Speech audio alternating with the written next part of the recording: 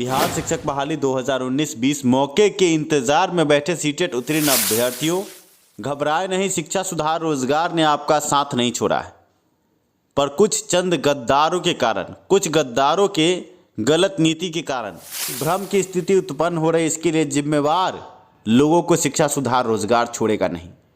कुछ गद्दार लोगों ने आपको गलत रास्ता दिखाया और आज कुछ ऐसी बातें पटना हाई कोर्ट से सामने आ रही हैं। अनिल कुमार उपाध्याय की बेंच से अभ्यर्थी संशय में है, आगे क्या होगा। विपक्षी जो बोल रहे हैं, अगर वो बोल सत्य साबित हुए तो ये जो लोग आपको बरगला कर बड़े वकीलों के नाम पर पैसा लेकर के आपके केस को जिन लोगों ने खराब किया है, उनको हम माफ़ नहीं करेंगे। जब तक हम इस केस में अकेले थे, हमने केस को इतने बेहतर तरीके से आगे बढ़ाया कि हर सुनवाई में आपके पक्ष में फैसला आने की पूरी उम्मीद थी। पर आखिरी बहस में, जैसा कि आपने देखा, सुना, समझा, ऑडियो के माध्यम से आप भी सुन रहे होंगे कि किस तरह के वक्तव्य आ रहे हैं। वक्तव्यों से आप ही आहत नहीं हैं, हम भी आहत हैं और हम पुरजोर कोशिश कर रहे हैं कि रिटेन आर्ग्यूमेंट में सभी मुद्दों को सही तरीके से पटना हाई कोर्ट में सुपुर्द किया जाए।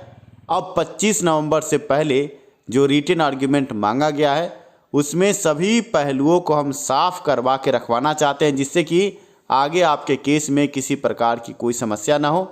आप समझ सकते हैं कि नियोजन प्रक्रिया के अंतिम तारीख तक आहारता को प्राप्त किए हुए अभ्यर्थियों को लेने की बात है और उम्र सीमा संबंधित तो नियमावली में बहुत सारे जिक्र मिलते हैं, पर आहारता संबंधित जिक्र सरकारी नियमावली में नहीं है, शिक्षा विभाग के नियमावली में नहीं है। ऐसे में आप अभ्यर्थी 100% एलिजिबल है।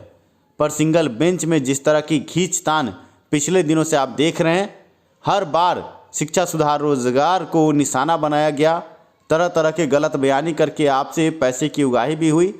पर अब स्थिति आपके नज़र के सामने, आप समझ सकते हैं कि अगर कुछ गड़बड़ होती है तो चंद दलाल गद्दारों के कारण केस में कुछ गड़बड़ी होगी।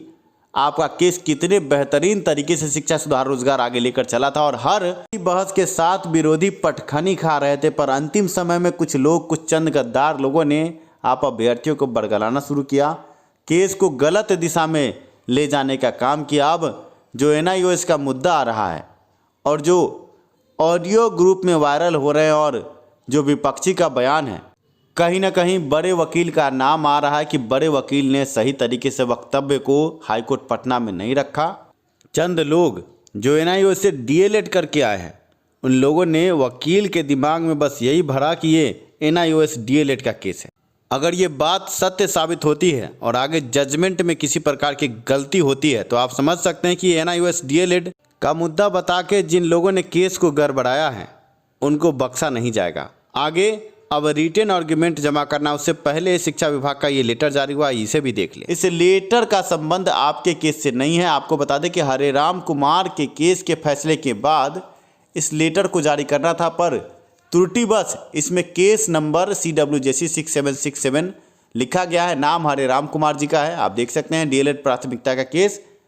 इसमें सभी नियोजन इकाई के जो भी उच्च अधिकारी हैं उनको कहा गया है कि नियत समय पर अंतरिम मेधा सूची बना करके वेबसाइट पर अपलोड करने की बात की जा रही है। NIC के वेबसाइट पर ये डाटा जो अपलोड करना है, ये 1 से 5 की बात है और 6 से 8 में अंतरिम मेधा सूची की बात सामने आई है। कोर्ट के फैसले से पहले ही डॉक्टर रंजीत कुमार द्वारा, प्राथमिक शिक्षा निदेशक द्वारा जो ये लेटर जारी हुआ, अभ्यर्थियों में कहीं ना कहीं संशय की स्थिति है कि आगे क्या होगा।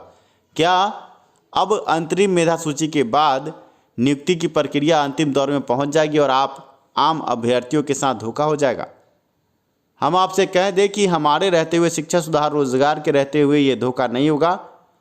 अंतरिम रिटेन आर्ग्यूमेंट के लिए हमने वकील को पुरजोर दबाव दिया है कि रिटेन आर्ग्यूमेंट सही तरीके से पटना हाईकोर्ट में दाखिल किया जाए और आगे पटना हाईकोर्ट में रिटेन आर्ग्यूमेंट के आधार पर ही जजमेंट की जब बात है तो हम कोई और कसर नहीं छोड़ रहे हैं। आपके स्क्रीन पर वो लेटर है जो शिक्षा विभाग द्वारा जारी किया गया, आप देख सकते हैं। CWJC 6767 2020 की चर्चा, हरेराम कुमार का नाम है, जबकि ये केस संख्या आपकी है और नाम पिछले केस के जो पटिशनर है उनका है। आप समझ सकते हैं कि त्रुटि हुई है। BEd और DLED की चर्चा इस लेटर में है। संबंधित सभी नियोजन इकाई को वर्ग 1 से 5 तक के अभ्यर्थियों की संयुक्त रूप से तैयार मेधा सूची को 28/11/2020 तक संबंधित जिला के एनआईसी के वेबसाइट पर अपलोड कराया जाए। दिनांक 5/12/2020 तक ऑनलाइन आपत्ति प्राप्त किया जाए एवं आपत्ति निराकरण के उपरांत अंतरिम रूप से मेधा सूची को दिनांक 9/12/2020 तक एनआईसी के वेबसाइट पर अपलोड कराना सुनिश्चित करें। वर्ग 6 से 8 तक के अभ्यर्थियों की अंतरिम मेधा सूची जिलों के एनआईसी के वेबसाइट पर अपलोड हो चुका है।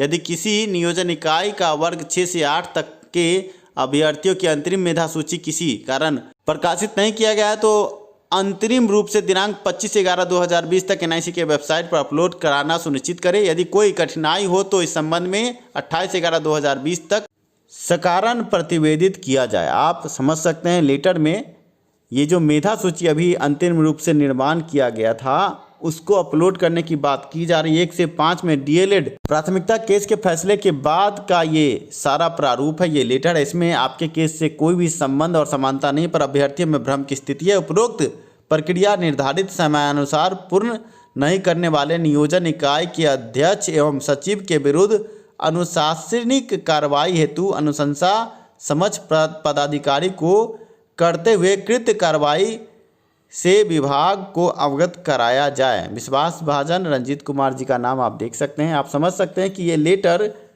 1 से 5 और 6 से 8 में अंतरिम मेधा सूची की है और हरेराम कुमार के केस के फैसले के बाद ये लेटर सरकार की तरफ से जारी करना था, पर इस लेटर की त्रुटि को आप समझ सकते हैं। केस संख्या अलग दिया गया है और बात कुछ और लिखा गया है। अभ्यर्थियों में संशय की स्थिति है पर अभ्यर्थी घबराए नहीं। शिक्षा सुधार रोजगार ने आपका हाथ न छोड़ा था न छोड़ा है, आगे भी हम आपके साथ खड़े हैं। जब तक आपको जीत न मिल जाए चैन से हम नहीं बैठेंगे, ये हमारा प्रण है। आपके स्क्रीन पर आप देख सकते हैं अखबार ने इस संबंध में लिखा है कि 90,763 प्रारंभिक शिक्षकों की बहाली के लिए अंतरिम मेरिट लिस्ट 9 दिसंबर तक होगी तैयार। 71,000 प्रारंभिक स्कूलों में की जानी है बहाली।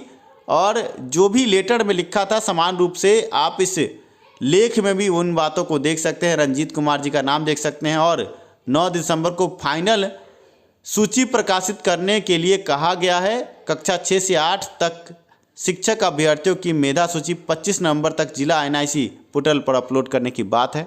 यह अखबार के हवाले से दैनिक भास्कर पटना से छपने वाले अखबार के हवाले से खबर है। हम आपको खबर ही नहीं खबर की हकीकत भी दिखाते हैं। और सीटेट दिसंबर अभ्यर्थियों को ये बता दें कि मेधा सूची बनने की जो बात है ये पहले जो डीएलएड बीएड केस में जो जजमेंट आया था उस आधार पर बनने की बात है और पहले से भी ये कार्य चल रहा है। 6 से 8 में कार्य खत्म हो चुका और 1 से 5 में हरेराम कुमार के केस में जो फैसला आया था उस हिसाब से आगे मेधा सूची निर्माण की बात है।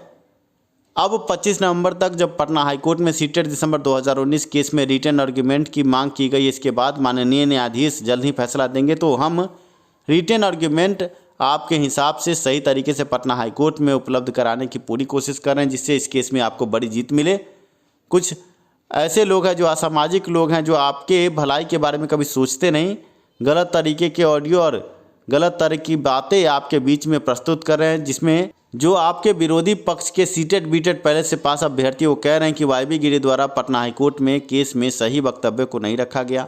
इन वक्तव्यों को सुनने के बाद आप समझ सकते हैं कि जो आपके लोग थे जो लगातार नारेबाजी कर रहे थे, शिक्षा सुधार रोजगार को बदनाम कर रहे थे और बड़े वकील का नाम ले रहे थे, अब जबकि विपक्षी जो कह रहे हैं अगर वो सत्य होगा तो ये जो चंद गद्दार दलाल लोग आगे झंडा लेकर चल रहे थे उनका आप क्या हश्र कीजिएगा, ये आप भली भांति समझ सकते हैं। आगे पटना हाईकोर्ट में केस है और 25 नवंबर तक रिटन आर्ग्यूमेंट के बाद फिर आगे माननीय न्यायाधीश को फैसला करना है। आप अभ्यर्थी घबराने, शिक्षा सुधार रोजगार आपके साथ है और हम कोशिश करेंगे कि जल्द से जल्द आपके पक्ष में इस केस का फैसला आए और हर प्रकार के गतिरोध को हम ख़त्म करें। ऐसे में आप अभ्यर्थी भी जो आपको बड़े वकील के नाम पर पैसे की उगाही कर रहे थे उनसे सवाल पूछिए कि जब शिक्षा सुधार रोजगार द्वारा ये कहा जा रहा था कि केस सही तरीके से चल रहा है तो आपने बीच में आकर के मुद्दों को अपने रास्ते से भटकाया है।